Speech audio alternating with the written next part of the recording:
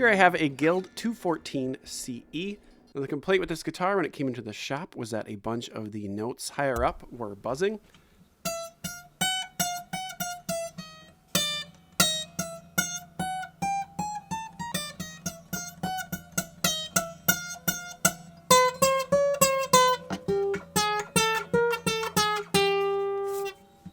That turned out to be true. Tried as best as I could to convey on camera the problem. Basically, the fingerboard has a hump where the neck meets the body.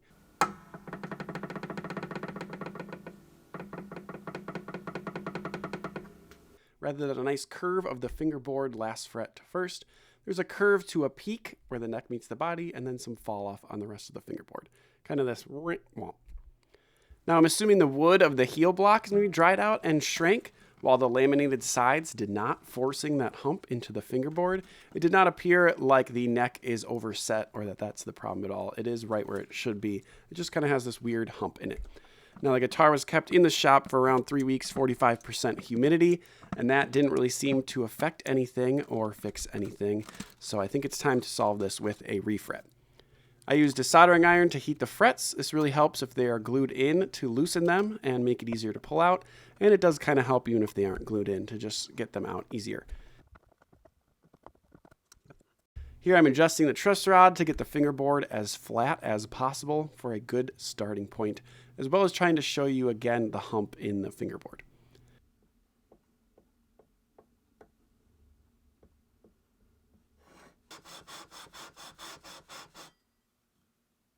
Then once I hit it with the big 12-inch radius beam, you can really see that hump getting sanded away first.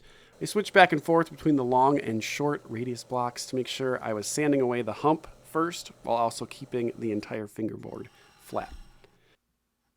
Now about halfway through, I mixed up some epoxy with the dust from sanding the fingerboard and touched up any of the bigger spots where the fingerboard had chipped when removing the frets. I went way overboard at this point, and I think there was really only 1 or 2 spots that actually stuck out past the fret wire that you were going to see when everything's done. But it is so much easier to just take care of everything at this point than getting halfway through installing frets and realizing that you missed a spot.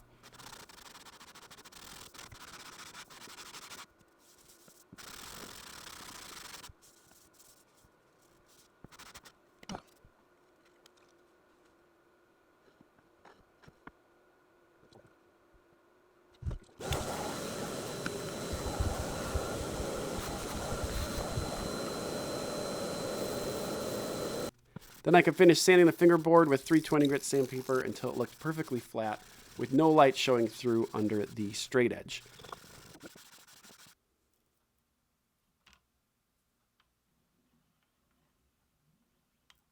At this point, it's pretty straightforward refret. I use StewMax stainless steel fret wire bent to the 12-inch radius of my fingerboard.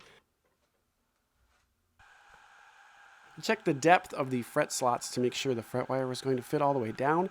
This is especially important because I removed a fair amount of material from the fingerboard.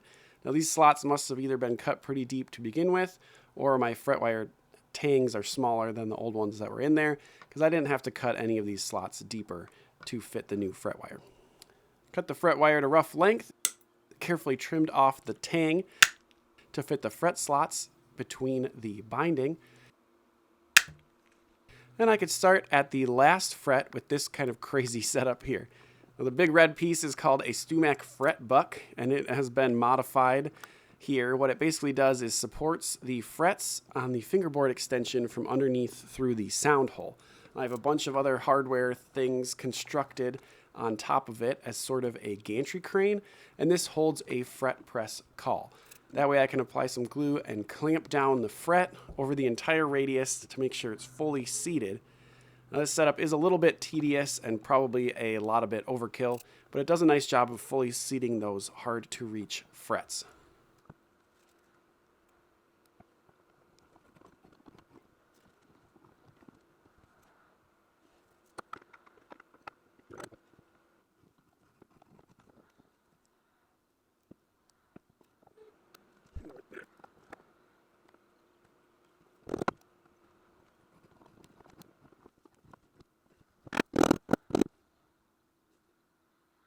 Then once I made it out past the heel block, I could just switch to the regular fret press, which works just as well and is a lot faster.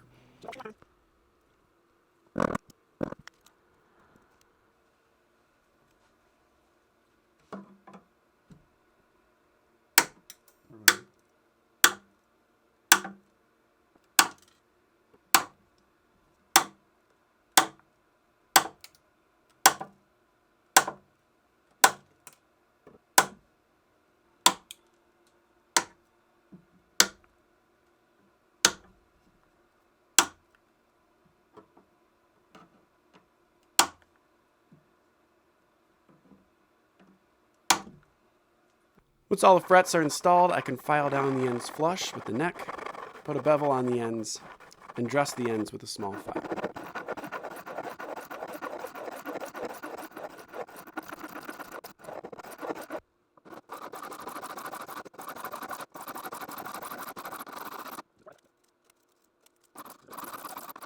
Then it's time for one last check with the radius beam to make sure every fret is the correct radius and fully level.